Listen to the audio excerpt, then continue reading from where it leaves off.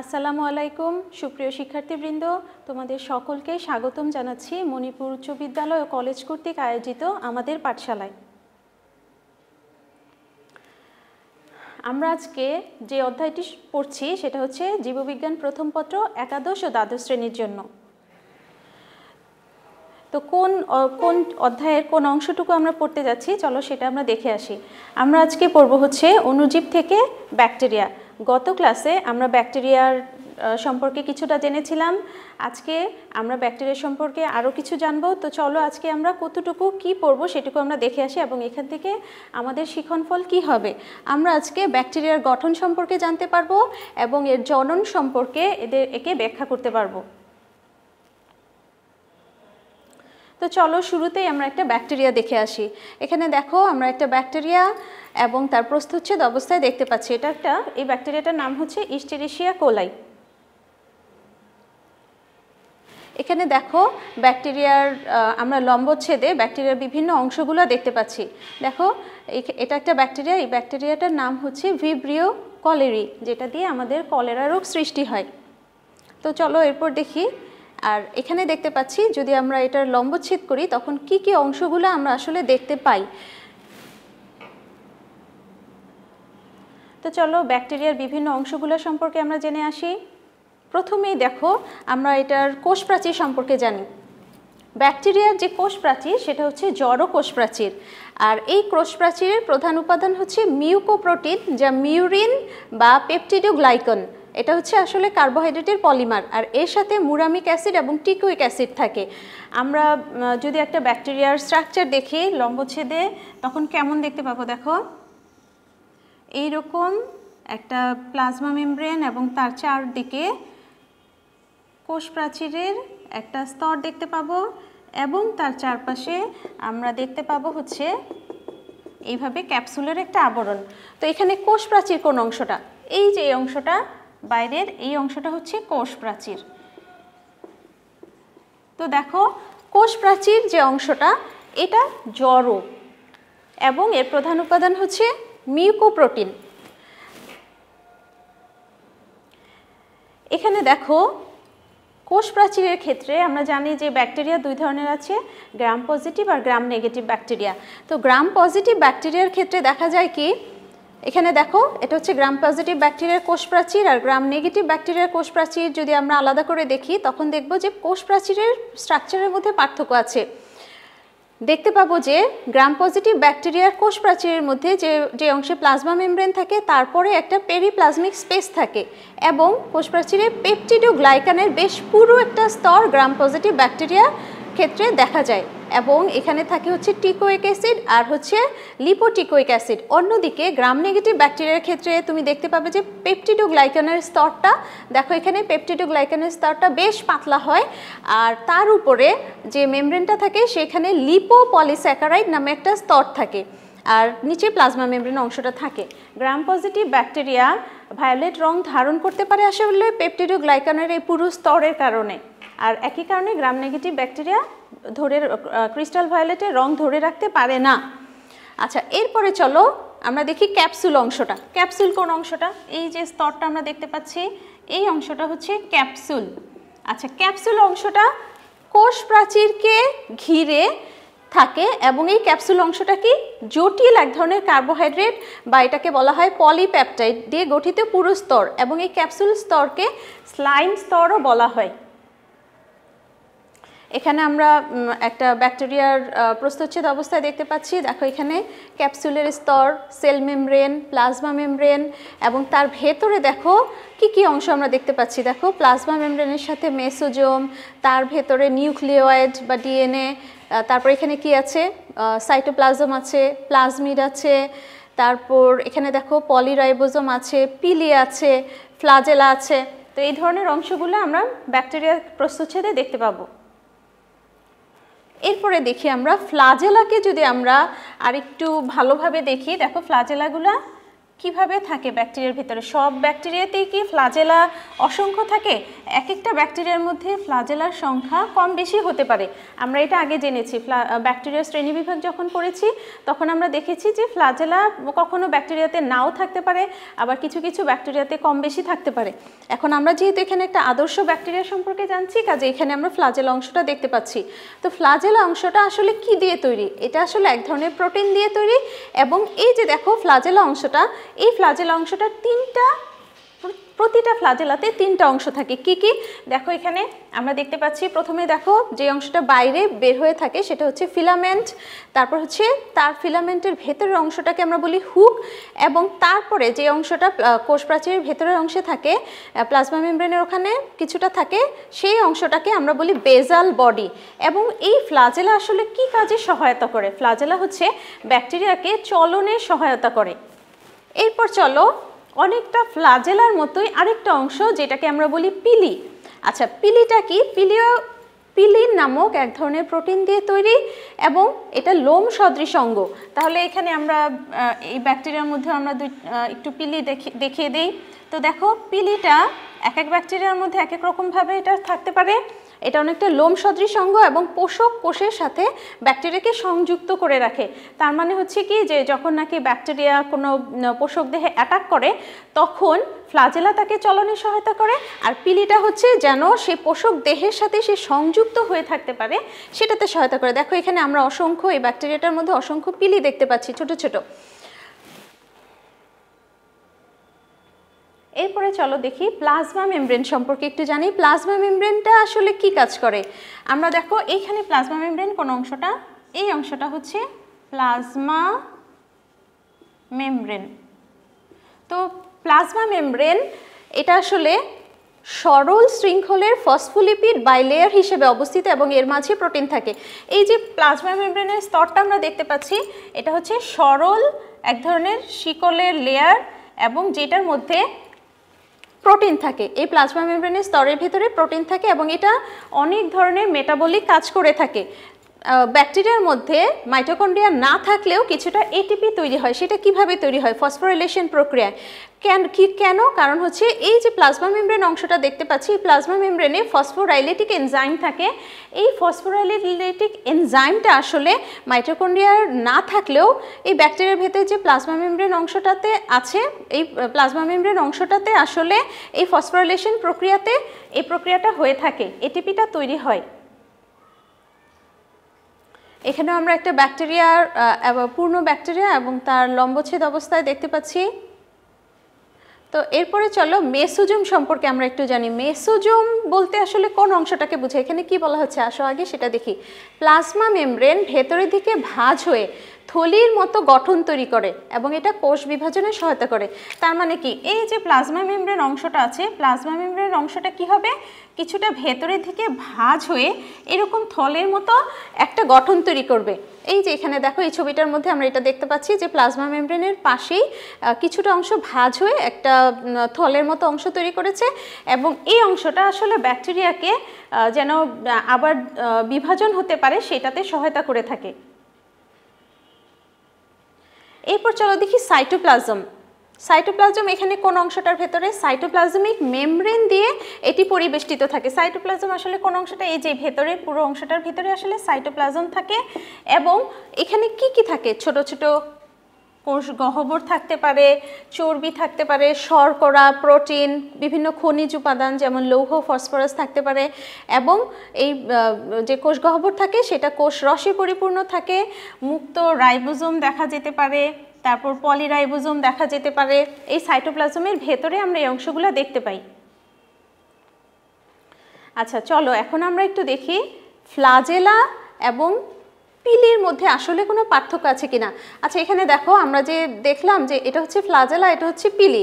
একটা হচ্ছে চলনের সহায়তা করে, একটা হচ্ছে তাকে যখন কোনো পোষক দেহে অ্যাটাক করে সেটাতে, সেই পোষক দেহতে সে সংযুক্ত হয়ে থাকতে পারে। তো এই দুইটার মধ্যে আসলে পার্থক্য কি? যেমন দেখো, ফ্লাজেলার সৃষ্টি কোষ প্রাচীরের ভেতরে গ্রানিউল থেকে। এই যে ফ্লাজেলা অংশটা দেখতে পাচ্ছি, এই যে কোষ প্রাচীর অংশটা, এখানে এই কোষ প্রাচীরের ভেতরে যে গ্রানিউল থাকে সেইখান থেকে সৃষ্টি হয়। অন্যদিকে পিলির সৃষ্টি হয় কোষের সাইটোপ্লাজম থেকে। তার মানে হচ্ছে পিলির কিছুটা এইটা কিছুটা মানে সাইটোপ্লাজমের দিকে ভেতরের দিকে সংযুক্ত থাকে। ফ্লাজেলা ফ্লাজেলিন নামক প্রোটিন দিয়ে তৈরি হয়, আর পিলি হচ্ছে পিলিন নামক প্রোটিন দিয়ে তৈরি। তার মানে হচ্ছে ফ্লাজেলা আর হচ্ছে পিলি এই দুইটার যে প্রোটিন সেটাও ডিফারেন্ট। ফ্লাজেলা চলনে সহায়তা করে, এই যে ফ্লাজেলা অংশটা আমরা দেখতে পাচ্ছি, এই ফ্লাজেলাটার সহায়তা করে হচ্ছে চলনে, আর অন্যদিকে পিলি অংশটা পোষকদেহে সংযুক্তিতে সহায়তা করে, যেন পোষকদেহে সংযুক্ত হয়ে থাকতে পারে। এরপর চলো আমরা দেখি ব্যাকটেরিয়ার জনন। ব্যাকটেরিয়ার জননের মধ্যে গুরুত্বপূর্ণ হচ্ছে যৌন জনন, অযৌন জনন এবং অঙ্গজ জনন।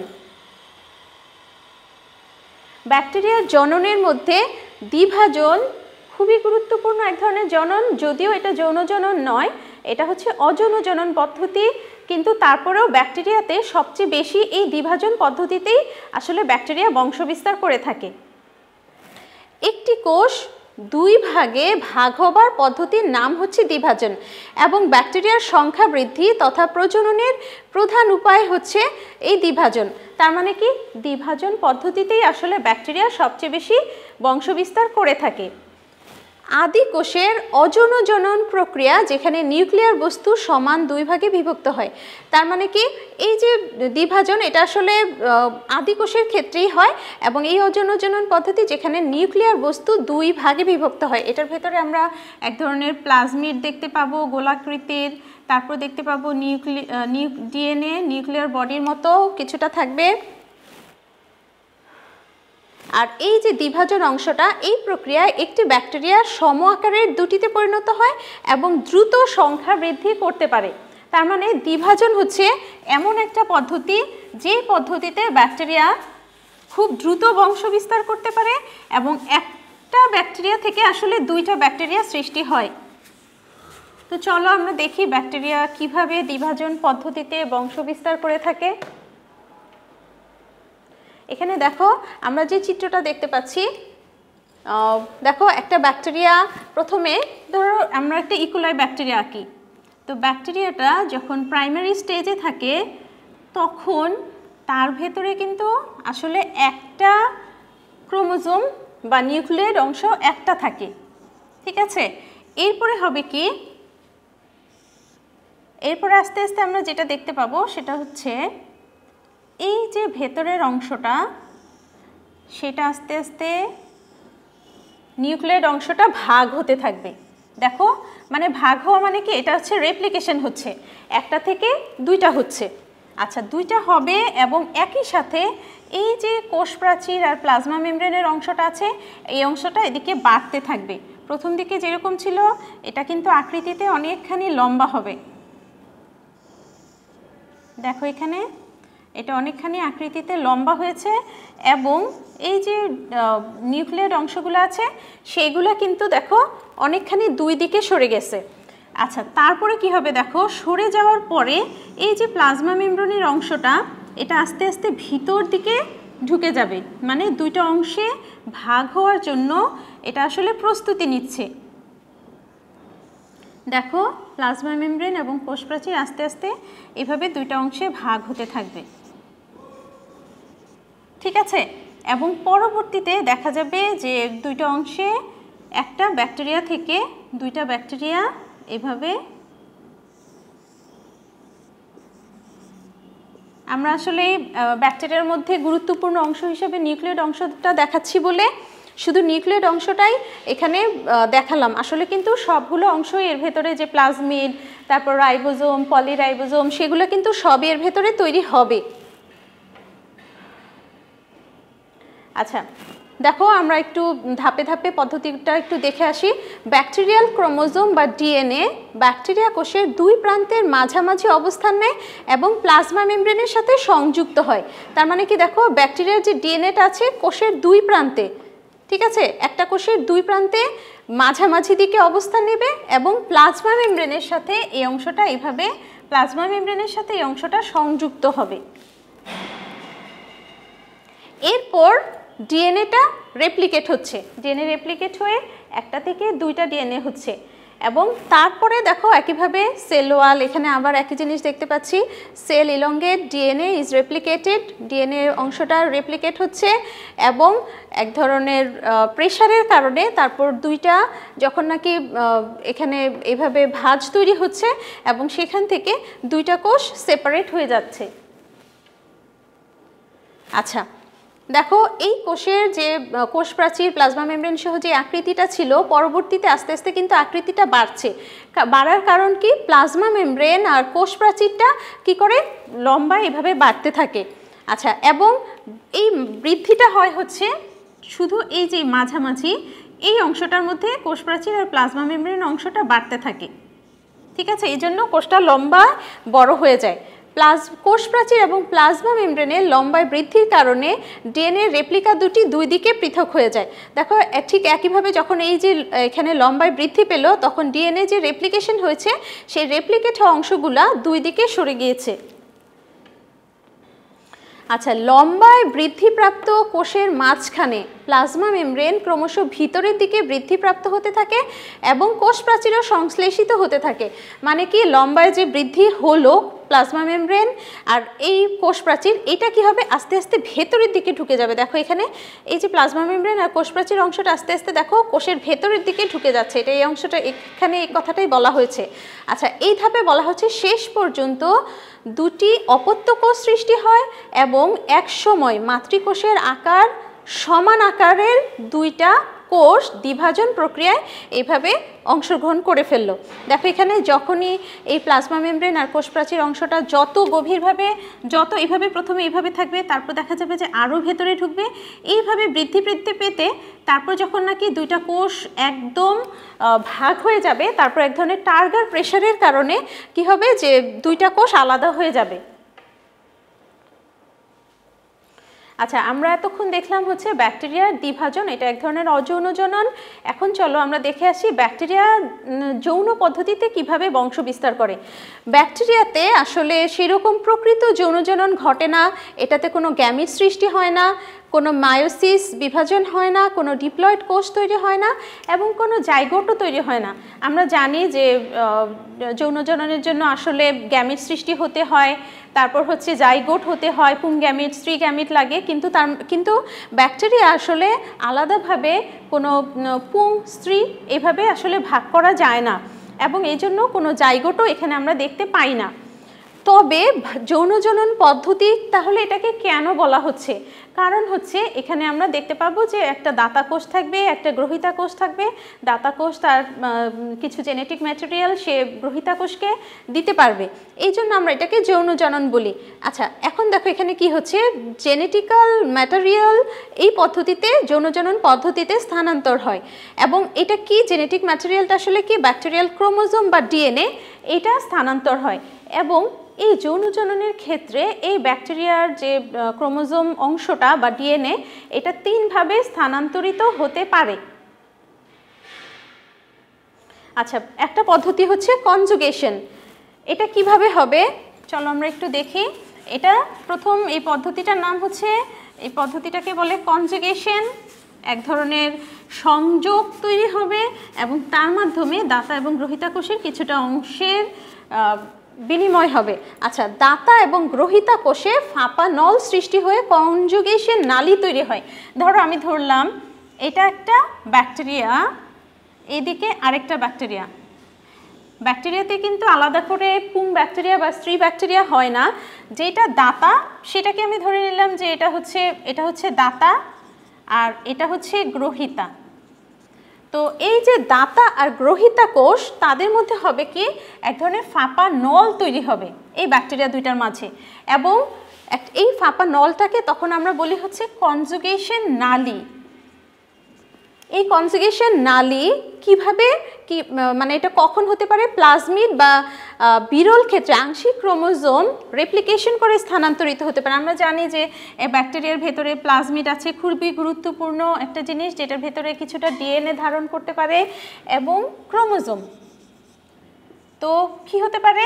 প্লাজমিড অথবা ক্রোমোজোমের রেপ্লিকেশন হতে পারে। এটা হচ্ছে কনজুগেশন নালী পথে এটা হবে।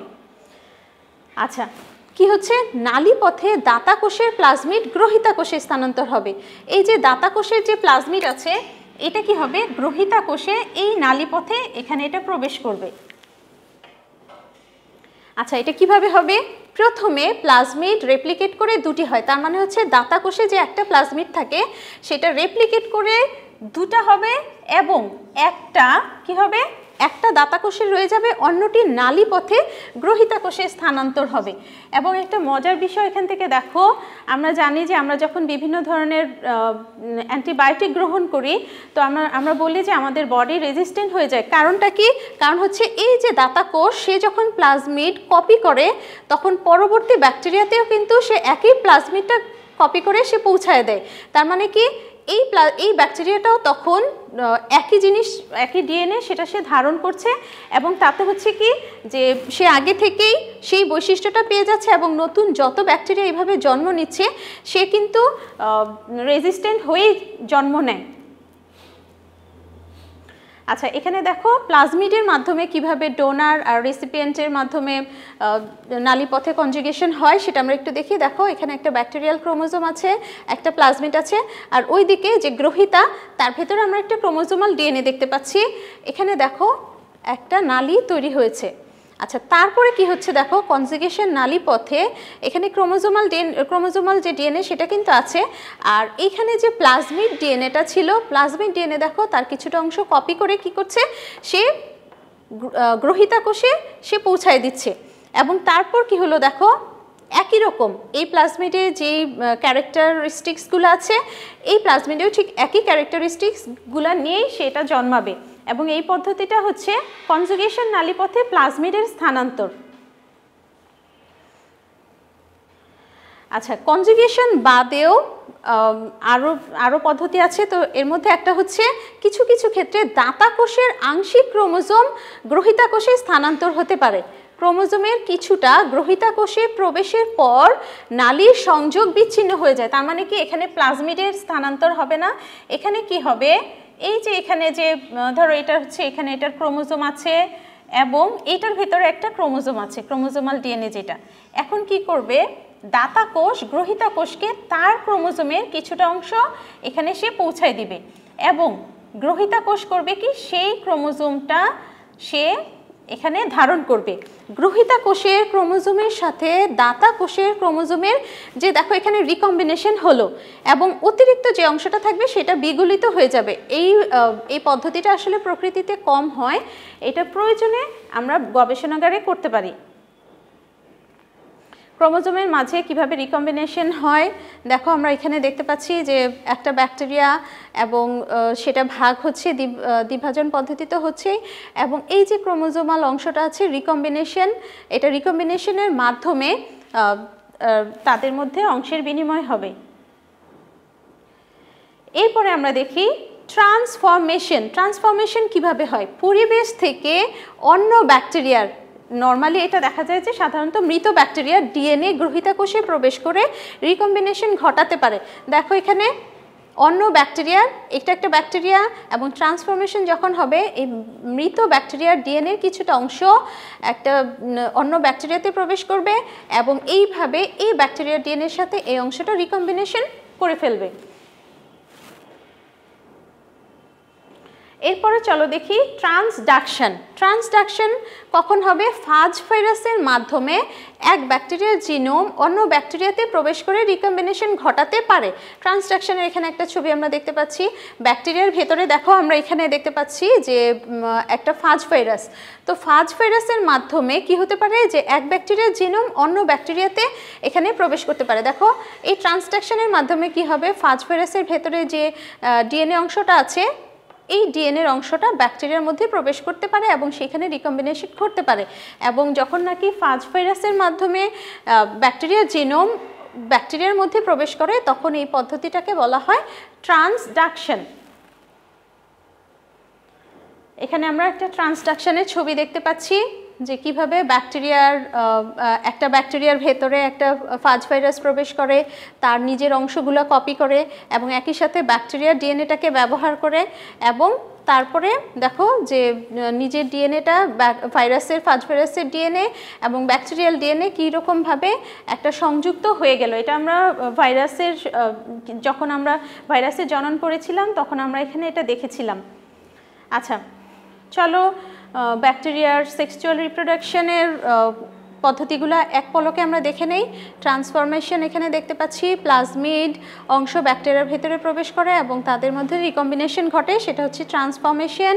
ট্রান্সডাকশন প্রক্রিয়াটা ঘটে হচ্ছে ব্যাকটেরিয়ার ভেতরে ফাজ ভাইরাসের মাধ্যমে, সেটা ব্যাকটেরিয়ার জিনোম হতে পারে বা ফাজ ভাইরাসের মধ্যে যে ব্যাকটেরিয়ার জিনোমটা থাকে সেই অংশটা প্রবেশ করে রিকম্বিনেশন হতে পারে।